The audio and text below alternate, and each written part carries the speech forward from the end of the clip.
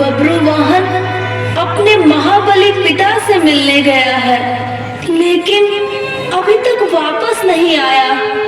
जाने स्वामी से कहीं कोई अप्रिय बात न हो गई हो।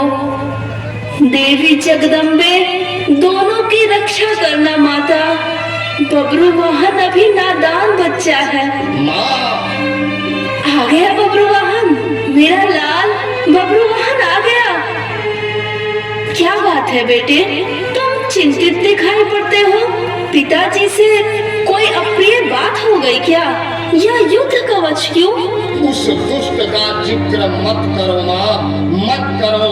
उन्होंने भरी सभा में मुझे शब्दाघात किया है।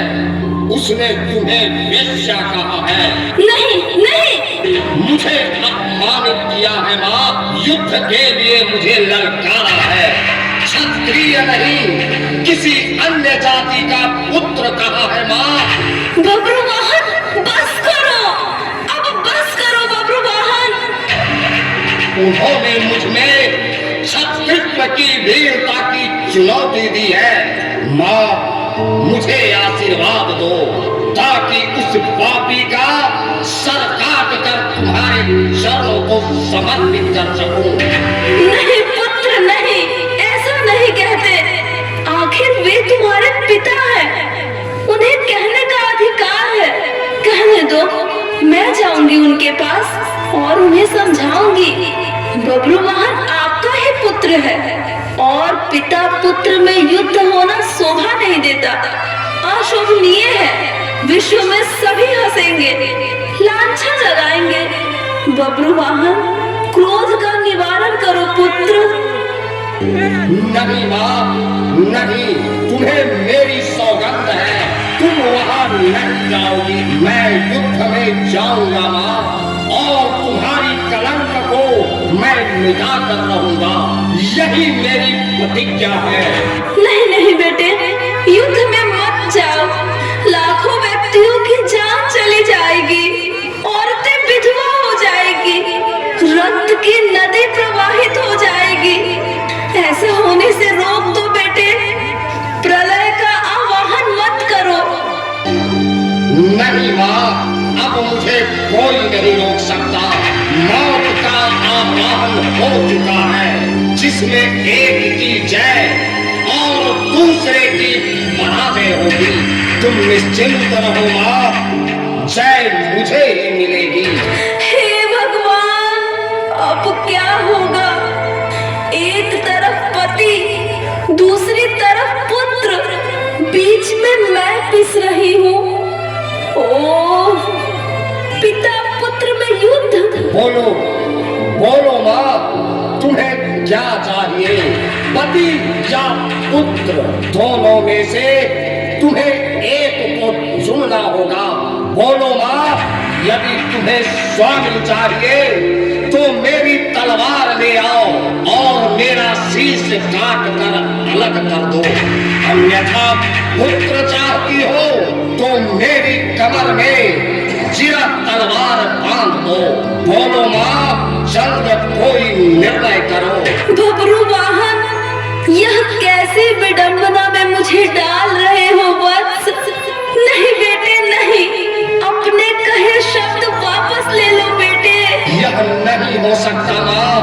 मुंह से निकला शब्द और धनुष से निकला बाण कभी वापस नहीं आता माँ। मुझे और ना तड़पाओ माँ, जल्द फैसला करो। ओह, हे माँ जगदम्बे, मुझे तुम ही कोई राह दिखाओ। यह कैसी मातृ तृष्णा है।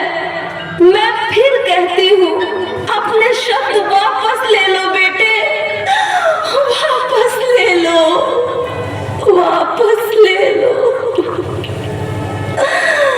मुझे और व्यथित ना करो माँ, तुम्हें फैसला करना ही पड़ेगा, सुहाग या भोग।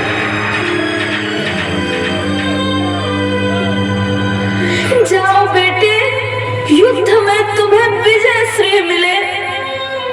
एक सती पत्नी का आशीर्वाद है वत्स। अपनी माँ के कलंक को मिटा दो, लेकिन अपने पिता को आघात मत होने देना। बब्रू वाहन, मेरी बात मानो, तुम युद्ध में मत जाओ। माँ जगदम्बे तुम्हारी रक्षा करे। मेरी लाज रखना बेटे, मेरी लाज रखना बेटे, मेरी लाज रखना।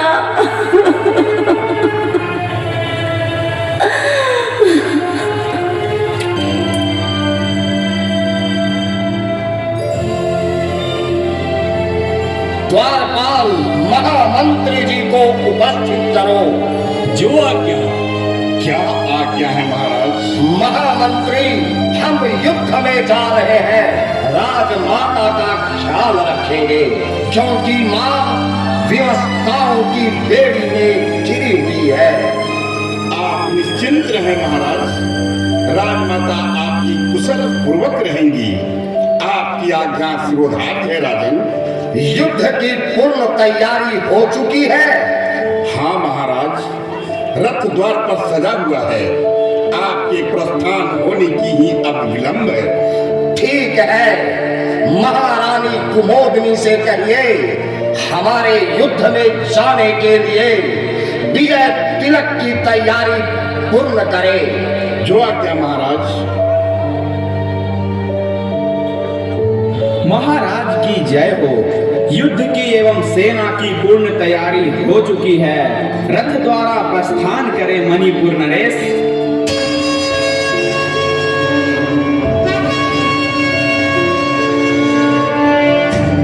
युद्ध की शंख ध्वनि बज चुकी है सेनापति। चलो, अति शीघ्रता से चलो।